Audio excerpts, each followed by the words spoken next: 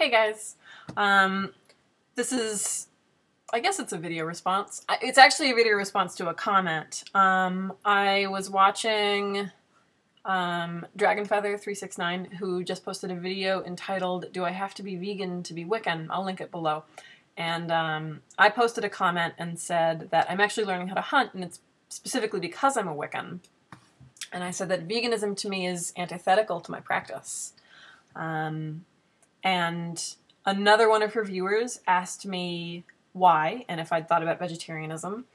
And I thought, I wrote this really long-winded comment, and I thought I would just go ahead and make a video because maybe other people care. So,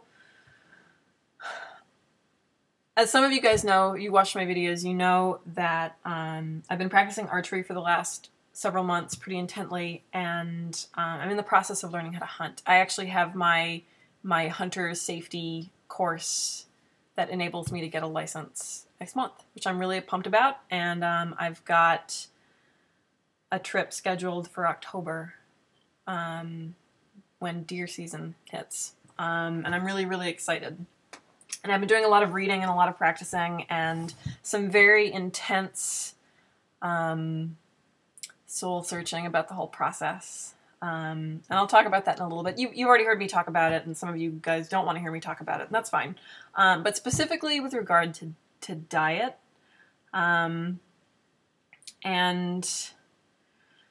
so the argument, and there's not just one argument, but the reason why the vegetarian and vegan conversation is so, I think, heated in some Wiccan and pagan circles, I guess particular kinds of Wicca, is because people invoke Reed of the Witche and the Reed subsequently. And as many of you guys know, Reed of the Witche is not part of traditional Wiccan practice, and there is no Wiccan Reed as far as I'm concerned. I see it as a later development, and while there were elements in Gardner and in Valiente, I really don't see what we think of as the Wiccan Reed as being a solidly defined thing until, at the earliest, the 60s, but really not until 1975, when we see the publication of Reed of the Witche in Green Egg magazine.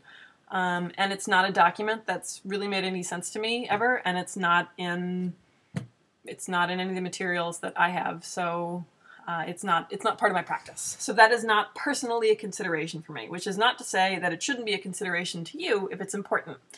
But what gets people hung up is the harm none bit. And the reasoning is, well, we're not supposed to be doing harm, so wouldn't that extend to animals? Well, if that's your philosophy, then yeah, that's something you should take into consideration. There's Oliver, licking himself. Tiny Oliver, crush. I'm sorry, distracted.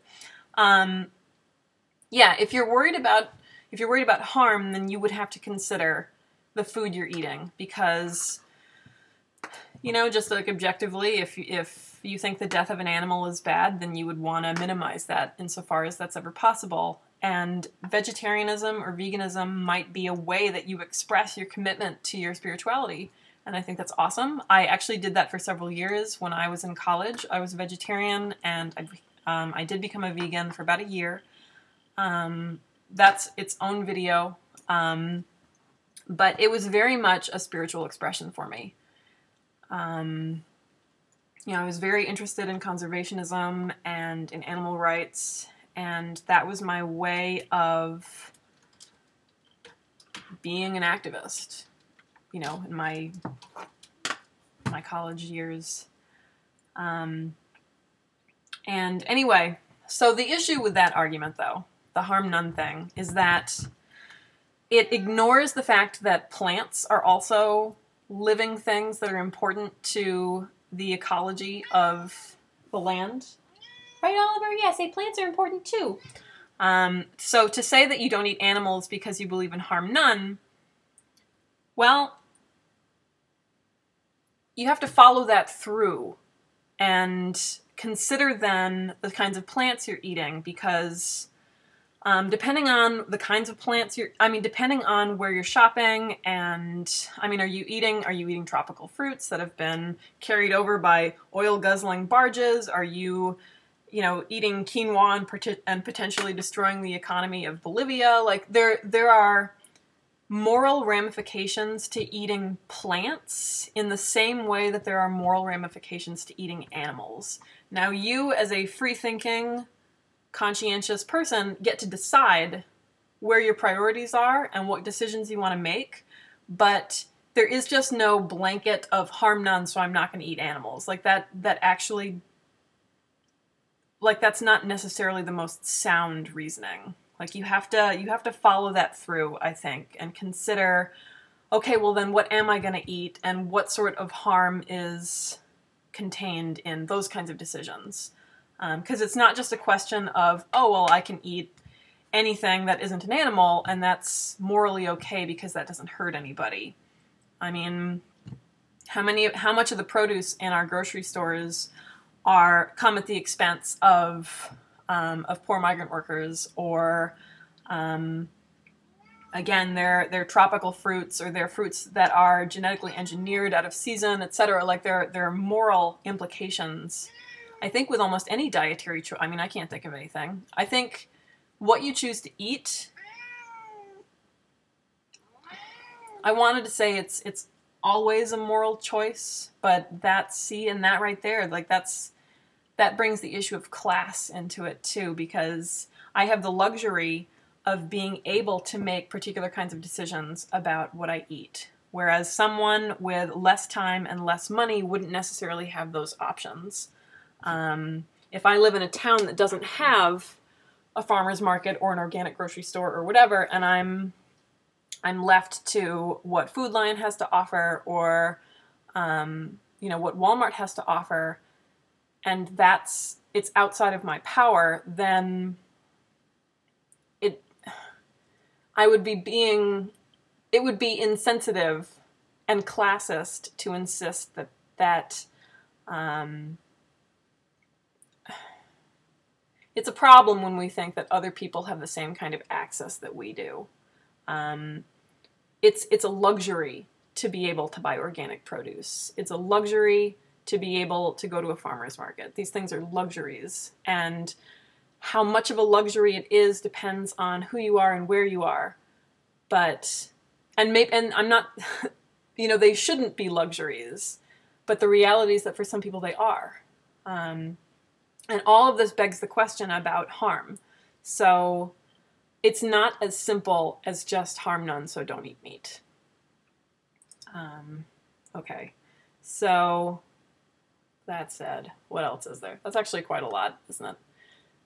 You've got a lot of Oliver in this video. So for me, learning how to hunt has been an exercise in coming to appreciate my own use of animal products and the meat that I eat, and remove that disconnect between what goes in my mouth and, frankly, the death that's behind it. I think that there are good ways and bad ways to eat meat, and I'm not going to stop eating meat, so this seems like the best way to eat meat, which is why I'm so intent on doing it.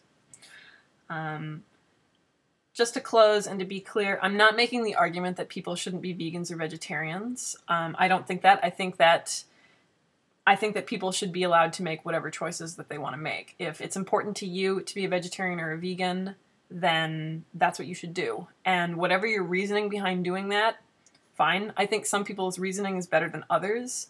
And a lot of the arguments that float around as far as why people should or shouldn't eat meat, or why people should or shouldn't be vegan, some of those arguments are just not very good arguments. Like, people, the conversation about protein always comes up, and that just struck me as kind of a waste of time, just because there's so much evidence on either side that it just ends up being people yelling at each other.